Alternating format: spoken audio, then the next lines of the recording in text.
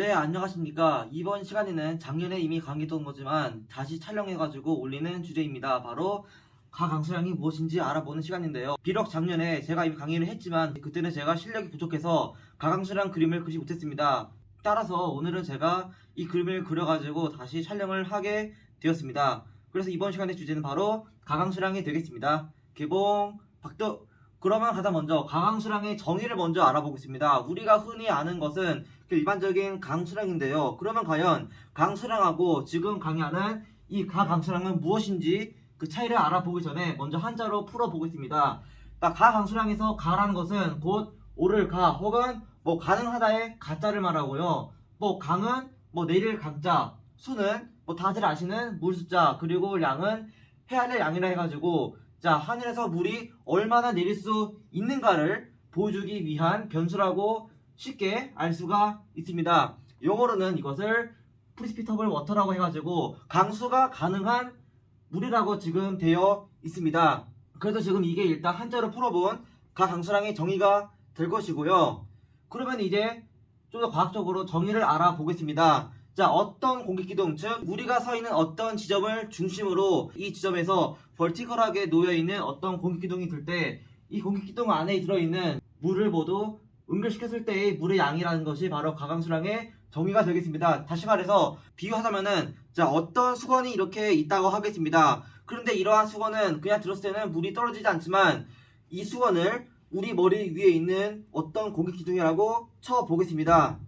그럴 때 아까 말한 것처럼 그냥 수건을 들었을 때는 물이 떨어지지 않지만 이 수건을 쫙 짰다, 즉 어떤 공기기둥 안에 있는 수증기를 모두 다 응결시켰다고 할 때 이것이 바로 수건에 물을 짜는 것인데요. 이 수건에 물을 짰을 때 그 물의 양이 바로 가강수량이 되는 것이라고 쉽게 이해할 수가 있습니다. 그러면 가강수량의 공식을 보겠습니다. 아까 말한 것처럼 어떤 공기기둥 속에 있는 물의 양을 모두 다 응결시킨 것인데, 다시 말해서 공기기둥 안에 있는 물을 모두 다 적분한 것입니다. 그래서 여기 말하는 P 서브 제로라는 것은 지표를 말하고 0이라는 것은 그 대기의 꼭대기입니다.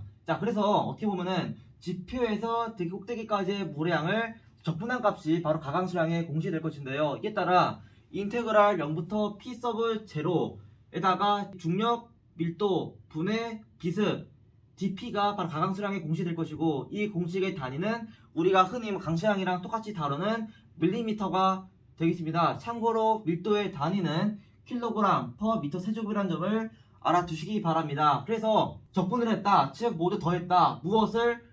공기기둥 안에 있는 어느 공기기둥, 우리 머리 위에 있는 지표부터 상층에 있는 모든 물의 양을 다 적분시켰다, 즉 더했다라는 것이 바로 가강수량의 공식이 된다는 점을 알아두시기 바랍니다.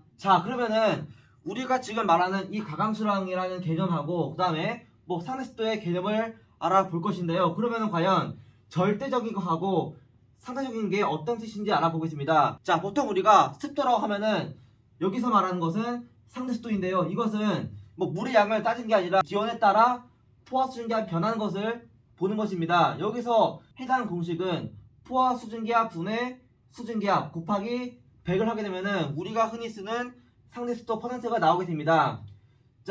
이 개념은 무엇이냐면요, 여기서 말하는 포화 수증기압이라는 것은 어떤 온도에서 수증기가 가장 많이 들을 수 있는 양을 말하는 것인데, 그렇게 되면은 만약에 같은 양의 수증기압이 있을 때, 즉 여기 있는 수증기압이라는 것은 그 물의 양을 뜻하는, 이것은 절대적인 양이지만 포화 수증기압이라는 것은 기온에 따라 변하는 것입니다. 그렇게 되면은 만약에 수증기압, 즉 물의 양이 같다고 할 때 온도가 높아진다, 즉 포화 수증기압이 증가하게 되면은 상대수도가 감소하게 될 것이고, 되려 만약에 온도가 내려갔다, 즉 포화 수증기압이 감소하게 되면은 상대수도가 증가하게 됩니다. 이에 따라 이것은 여기서 말하는 상대라는 것은 같은 양의 물의 양이 있다고 할지라도 온도가 올라가면은 이 물양에서는 건조하게 되는 것이고, 온도가 내려가게 되면은 같은 양의 물이 있어도 습해지는 것이 바로 상대수도의 개념이 되는 것입니다. 그 반면에 절대수도라는 것은요, 이것은 기온과 상관없이 단지 물의 양으로만 따지는 값을 말합니다. 예를 들어서 혼합비 혹은 비습 아니면 절대수도가 바로 절대적인 물의 양을 따져주는 아주 고마운 변수가 되는 것인데요. 절대수도의 공식은 바로 217 곱하기 케빈 온도 분의 수증기 압이 되겠습니다. 그러면 이것은 무엇이냐? 대기 중에 물이 많게 되면은 그냥 이게 많다는 것이고, 물량이 적으면은 절대 습도가 감소하는 것이지 뭐 온도가 높아진다 낮아진다에 따라서 바뀌는 것이 아니라는 점을 알아두시기 바랍니다. 그래서 지금 강의하고 있는 이 가강수량의 개념도 절대적인 변수라는 점을 알아두시기 바랍니다.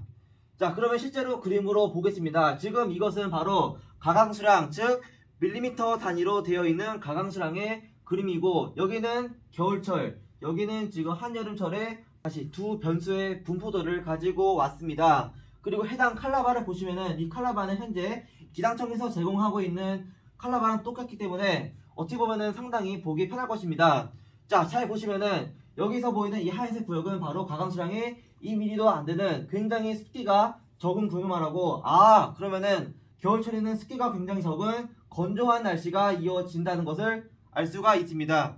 반면에 한여름철에는 수증기 자체가 많다 보니까 가강수량도 굉장히 높은 것을 알 수가 있고요. 반면에 여기 보이는 곳도, 여기도 비록 여름철이 할지라도 수증기가 적은 건조한 구역이라고 볼 수가 있고, 이쪽으로 갈수록, 즉 인도 쪽에서는 엄청나게 많은 수증기가 이루가 되면서 해당 인도 부근에서도 굉장히 많은 습기가 있다는 것을 알 수가 있습니다. 자, 그렇지만 한 가지 오해가 있는 게, 지금 강의하고 있는 이 가강수량하고 실제로 내리는 비의 양을 따지는 강수량 간의 관계를 따져보겠습니다. 자, 일단 흔히 말해서 가강수량이랑 강수량은 서로 같은 게 아니냐라고 하겠지만 실제로는 별개의 개념입니다. 자, 가강수량인 것은 단지 현재 내 머리 위에 있는 물량이 얼마나 있느냐를 따진 것이지, 강수량, 즉 이만큼 비가 올 것이라는 것은 아닙니다. 만약에 주변에서 더 많은 양의 수증기가 들어오게 되면은 우리 머리 위에 있는 이 수증기량 플러스 외부에서 추가로 유래되는 수증기가 합쳐지면서 더 많은 양의 비가 오게 되는 것입니다. 따라서 만약에 강수량이 200mm가 왔다고 하면은 실제 강수량이 200mm가 아니라 이 당시 가강수량은 70mm에 불과하겠지만, 외부에서 훨씬 더 많은 양의 수증기가 하층과 중층을 통해서 이루가 되면서 공기동 속에 있는 물량이 점점 증가하게 되는 것입니다. 그리고 참고로 외부에서 수증기를 많이 들어오게 해주는 역할을 하는 게 바로 하층 제트라는 것을 알아두시기 바랍니다. 자, 그러면은 실제 사례를 보겠습니다. 자, 작년 11월 19일 날 서울을 포함한 중부 지역에 이례적으로 많은 양의 비가 내렸습니다.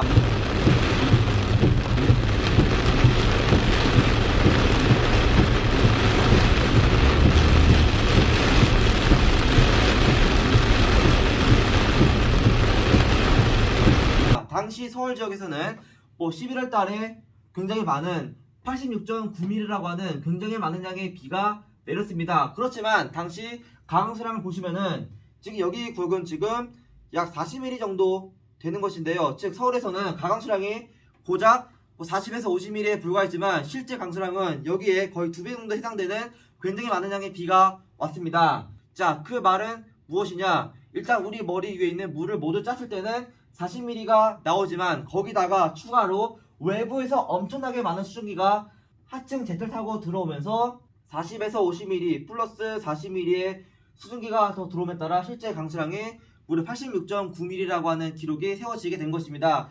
따라서 아까 제가 말한 것처럼 실제 강수량이 200mm가 될 때 가강수량은 70mm지만 여기서 외부로 더 많이 들어오면서 실제 강수량이 더 많다는 점. 그래서 가강수량이라는 것은 그냥 단지 지금 습기가 많다 적다를 따지는 것이지 이걸 가지고 강수량을 직접 구하는 것은 아니란 점을 알아두시기 바랍니다. 그래서 만약 가강수량이 70mm 이상으로 높고 그 다음에 또 하층 제트가 강하게 되면은 집중호우 가능성이 있다는 점을 알아두시기 바라며 이상으로 가강수량에 대한 강의를 마치도록 하겠습니다.